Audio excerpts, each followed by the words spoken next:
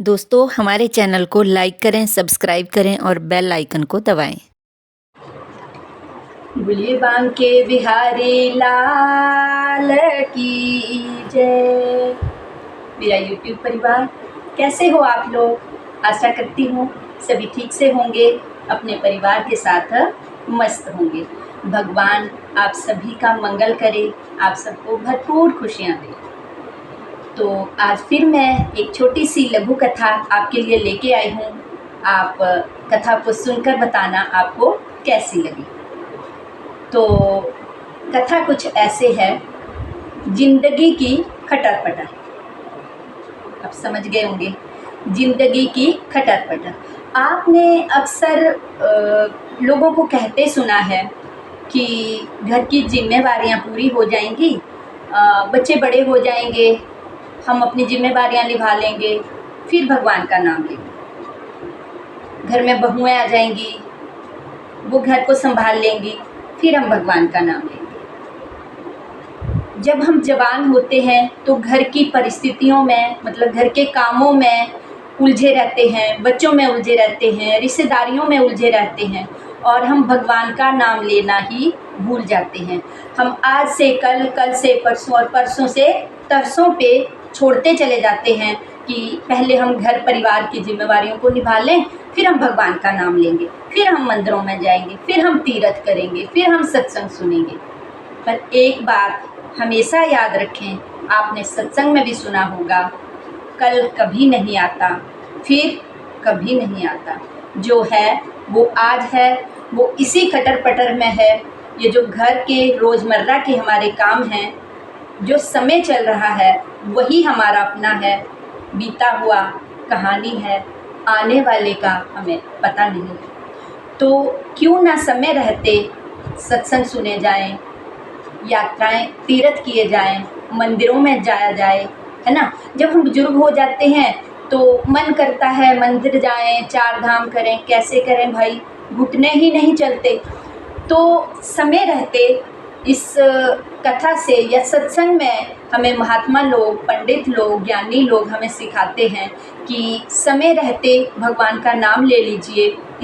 ये जो घर परिवार की खटर पटर है, ये कभी ख़त्म नहीं होगी। घर की जिम्मेवारियां कभी ख़त्म नहीं होंगी। समय रहते भगवान का नाम लीजिए, कल कभी नहीं आता। तो इसी में एक छोटी सी कथा है जिसे हमें सीखने को मिलता है।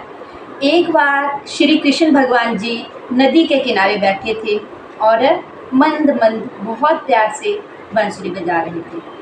तो उधर से अर्जुन आते हैं, माधव आप क्या कर रहे हो? तो कृष्ण भगवान जी बड़े प्यार से कहते हैं, अर्जुन मैं इस नदी के पानी का इंतज़ार कर रहा हूँ कि इसका बहाव कम हो तो मैं नदी पार करूँ। तो अर्जुन कहते हैं कि भगवान, अगर आप इस नदी के पानी के बहाव का इंतज़ार करते रहे कि इस नदी का जो पानी है वो कम होगा तब आप नदी पार करोगे, तब तो आप नदी पार कर ही नहीं पाओगे, आप तो यहीं बैठे रह जाओगे। तो कृष्ण भगवान जी मंद मंद मुस्काते हैं और अर्जुन को कहते हैं, अर्जुन यही तो मैं आप संसारिक लोगों को समझाना चाहता हूँ।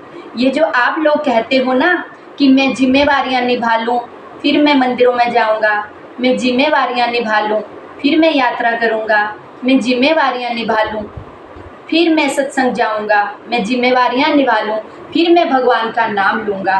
तो ये जो जिम्मेवारियाँ हैं ये कभी ख़त्म नहीं होती, मरने तक ख़त्म नहीं होती। धीरे धीरे जो हमारा जीवन है वो ख़त्म होता चला जाता है और जब आप फ्री होते हैं तो आपका शरीर साथ नहीं देता है। तो कहने का भाव है कि जिस तरह अगर हम इस नदी के पानी के बहाव का इंतज़ार करते रहे कि ये कम होगा तब हम नदी पार करेंगे, तो देखो जैसे आपने ही कहा कि तब तो आप कभी नदी पार नहीं कर पाओगे। तो इसी तरह मैं संसारिक लोगों को, कृष्ण भगवान जी कहते हैं, मैं संसारिक लोगों को कहना चाहता हूँ कि ये जो आपकी जिम्मेवारियाँ हैं, ये जो आपकी घर गृहस्थ के काम हैं, ये जो आपके रोज़मर्रा की खटर पटर है, बच्चों की, बहुओं की, बेटों की जो चिंता है, टेंशन परेशानी है, इसी के बीच में आपको भगवान का नाम लेना होगा, अपने जीवन का उद्धार करना होगा। आपको सत्संग सुनने होंगे। अगर आप इंतज़ार करते रहोगे कि हमारी ये जिम्मेवारियाँ ख़त्म होंगी, फिर हम भगवान का नाम लेंगे, फिर हम सत्संग सुनेंगे, तो ये कभी ख़त्म नहीं होंगी, ना किसी की ख़त्म हुई है।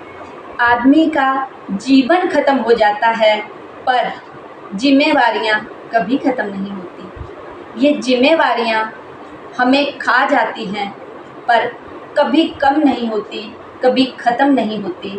तो इस जो छोटी सी लघु कथा थी, भगवान ने बहुत अच्छे तरीके से समझाया कि ये जो हमारे घर गृहस्थ की जो खटर पटर है, इसी के बीच में हमें भगवान का नाम लेना होगा, ये कभी ख़त्म नहीं होती। तो ये एक छोटी सी कथा थी कि चलते फिरते जो हमारा समय चल रहा है, आप जितना ले सकते हो, 5 मिनट, 10 मिनट, 15 मिनट, 20 मिनट, सुबह शाम चलते फिरते काम करते भगवान का नाम लीजिए। जिम्मेवारियाँ कभी ख़त्म नहीं होती। और स्वस्थ रहें, मस्त रहें, सुबह शाम भगवान का नाम लें और खुश रहें। तो ये छोटी सी कथा थी, आपको कैसी लगी? अर्जुन और कृष्ण भगवान जी का वार्तालाप आपको कैसा लगा? इससे क्या सीखने को मिला? तो छोटे छोटे कमेंट करके आप ज़रूर मेरा हौसला बढ़ाएं, बताएं आपको कथा कैसी लगी। देखो, मैं पहले भी कई बार कह चुकी हूँ कि मुझे भगवान की बातें करना, आप लोगों से साझा करना, मैं जब हम स्वामी जी के आश्रम जाते हैं, गुरु महाराज जी के श्री आनंदपुर धाम, तो वहाँ जब सत्संग होता है तो महात्मा लोग कहते हैं कि भगवान की बातें करना, एक दूसरे से शेयर करना, एक दूसरे को बताना, वही सत्संग है। तो ये नहीं ज़रूरी कि आप 8-10 लोग या लोगों का एक झुंड इकट्ठा करो, भजन गाओ, कि वो तो है ही, पर उसी को सत्संग नहीं कहते हैं। भगवान की बातें करना, आप किसी से साझा करते हो, उनकी डिस्कस करते हो, वो भी भक्ति में ही आता है, वो भी सत्संग में ही आता है। तो मुझे भी, मतलब सच कहूँ तो मुझे भगवान की बातें करना, छोटी छोटी लघु कथाएँ आप लोगों के साथ शेयर करना बहुत अच्छा लगता है। आपको वो कैसी लगती हैं, वो आप कमेंट करके ज़रूर बताएं। और जो नए लोग चैनल से जुड़ते हैं, प्लीज़ वो चैनल को सब्सक्राइब ज़रूर करें। और कथा के बीच कुछ भी मुझसे गलती होती है या कोई शब्द आपको गलत लगता है, कोई लाइन आपको गलत लगती है, तो प्लीज़ मेरी गलतियों को क्षमा करें। बोलिए बांके बिहारी लाल की जय।